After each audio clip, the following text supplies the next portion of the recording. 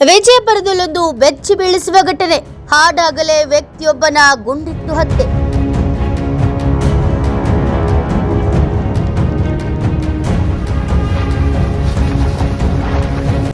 ಟ್ರಕ್ನಿಂದ ತಾರ್ಗೆ ಡಿಕ್ಕಿ ಹೊಡೆಸಿ ನಂತರ ಗುಂಡಿಟ್ಟು ಹತ್ಯೆ.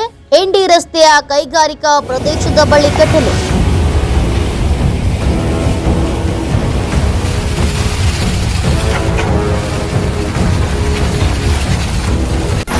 ರಾಜಕೀಯ ಹತ್ಯೆಯಾದ ವ್ಯಕ್ತಿ ಪೊಲೀಸರಿಂದ ತನಿಖೆ.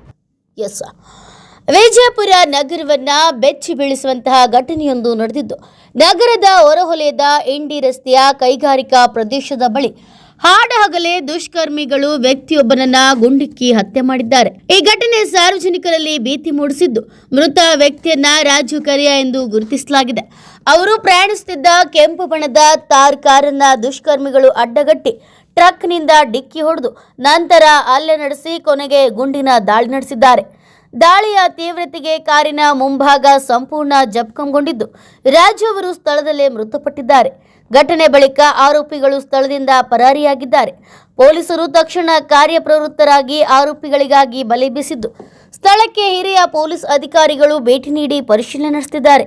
ಘಟನೆಗೆ ಸಂಬಂಧಿಸಿದಂತೆ ಹೆಚ್ಚಿನ ಮಾಹಿತಿಯನ್ನು ಕೂಡ ಸಂಗ್ರಹಿಸಲಾಗುತ್ತಿದೆ.